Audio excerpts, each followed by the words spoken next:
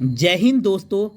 आज हम हिंदी व्याकरण के एक बहुत ही महत्वपूर्ण टॉपिक प्रत्यय पर चर्चा करेंगे। तो मैं उम्मीद करता हूं कि आप इस पूरी वीडियो को ध्यान से सुनेंगे और अगर आपको वीडियो पसंद आए तो लाइक ज़रूर कीजिए, मेरे चैनल को सब्सक्राइब कीजिए और एक प्यारा सा कमेंट कीजिए। तो चलिए शुरू करते हैं। सबसे पहला प्रश्न जो हमारे दिमाग में आता है कि प्रत्यय किसे कहते हैं, ये प्रत्यय आखिर चीज क्या है। तो बेटा, इससे पहले वीडियो में आपने पढ़ा था कि उपसर्ग क्या होते हैं। उपसर्ग क्या होते हैं? जो किसी शब्द के आगे लगकर उसके अर्थ को बदल देते हैं, वे उपसर्ग होते हैं। ठीक है, उपसर्ग क्या होते हैं? वे शब्दांश जो किसी शब्द के आगे लगते हैं और उनके अर्थ को बदल देते हैं।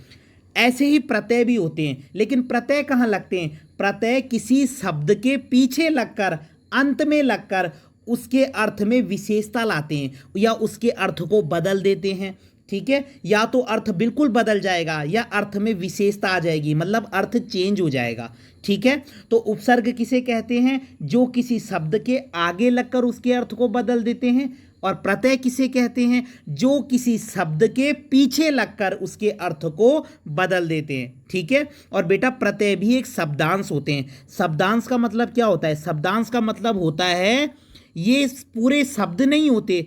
ठीक है, ये पूरा एक वर्ड नहीं है, ये शब्द के अंश होते हैं। प्रत्यय भी क्या होते हैं? शब्द के अंश होते हैं, शब्द का एक टुकड़ा होते हैं, ये पूरा शब्द नहीं होते। ठीक है, तो प्रत्यय किसे कहते हैं? जो किसी शब्द के पीछे लगकर या अंत में लगकर उसके अर्थ में विशेषता लाते हैं या उसके अर्थ में परिवर्तन लाते हैं या उसके अर्थ को बदल देते हैं। ठीक है, अब प्रश्न उठता है कि प्रत्यय के कितने भेद होते हैं। ठीक है, तो प्रत्यय के कितने भेद होते हैं? तो बेटा प्रत्यय के दो भेद होते हैं। एक होता है, ये देखिए, कृत प्रत्यय और एक होता है तद्धित प्रत्यय। ठीक है, तो बेटा यहाँ पे आप लोगों को 3 क्वेश्चन ध्यान रखने हैं। ठीक है, 3 प्रश्न आप लोगों को यहाँ पे ढंग से याद करने हैं कि सबसे पहले प्रत्यय किसे कहते हैं। तो प्रत्यय किसे कहते हैं? वे शब्दांश जो किसी शब्द के पीछे लगकर उसके अर्थ में परिवर्तन लाते हैं। ठीक है, वे शब्दांश जो किसी शब्द के पीछे लगकर उसके अर्थ में परिवर्तन लाते हैं। ठीक है, और प्रत्यय के कितने भेद होते हैं?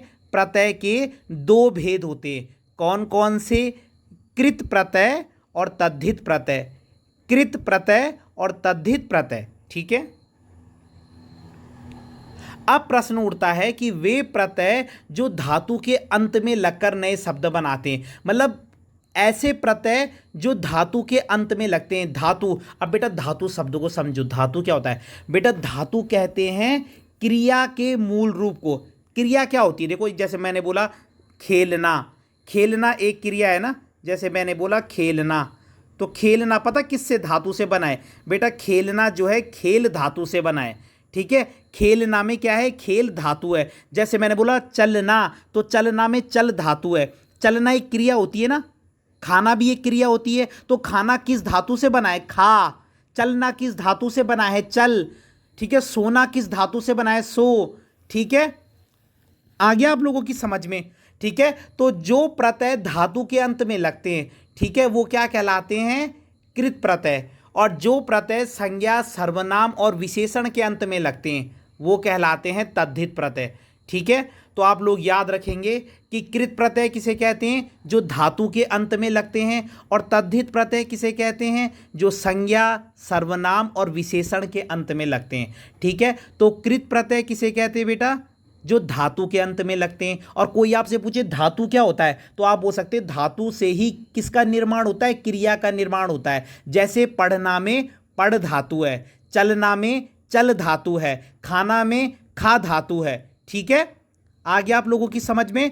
तो कृत प्रत्यय किसे कहते हैं? जो धातु के अंत में लगते हैं। और तद्धित प्रत्यय किसे कहते हैं? जो संज्ञा, सर्वनाम और विशेषण के अंत में लगते हैं। ठीक है, तो अब आप लोगों के सामने देखिए, मैंने दोनों प्रत्यय लिखे हैं।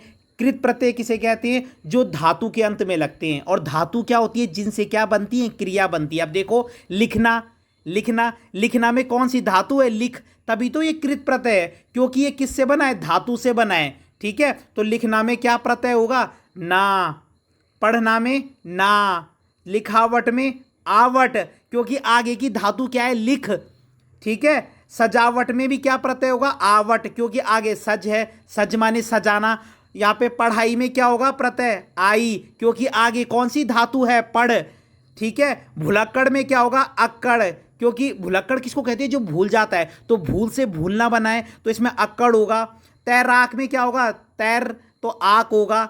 सड़ियल में क्या होगा, सड़ना होता है ना, सड़ना एक क्रिया है, तो सड़ से बना है तो क्या हो गया, ईयल। देखिए छोटी की मात्रा है ईयल। अड़ियल में भी ईयल। सिलाई में क्या होगा, सिलना एक पूरा क्रिया है ना, ठीक है, क्रिया है, एक शब्द है, तो सिलाई में क्या होगा, आई।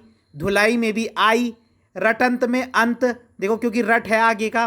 खाता में ता, क्योंकि आगे का खाए, खा से खाना बनता है। ठीक है, भ्राता में ता। ठीक है, लुटेरा में एरा, क्योंकि आगे लूट है। पढ़ाकू में आकू, क्योंकि आगे पढ़ धातु है। ऐसे ही लड़ाकू में भी आकू, क्योंकि आगे लड़ धातु है। ठीक है, तो ये तो होते हैं बेटा कृत प्रत्यय। देखो बेटा सारी क्रिया वाले शब्द हैं। ठीक है, अब आ जाओ बेटा तद्धित प्रत्यय पे, जो संज्ञा, सर्वनाम और विशेषण के अंत में लगते हैं। जैसे आपने बोला जादूगर, तो जादूगर में प्रत्यय क्या है, गर है, क्योंकि आगे क्या है, जादू है। फिर उसके बाद देखिए गरीबी में ई है, क्योंकि आगे कौन सा शब्द है आप लोगों के पास, गरीब। मिठास में आस है। बंगाली में ई है, क्योंकि आगे का शब्द है बंगाल। ऐसी चचेरा में एरा है। ईमानदारी में भी ई है। प्यासा में आ है, क्योंकि आगे कौन सा शब्द है हमारे पास, प्यास, तो बचा क्या, आ।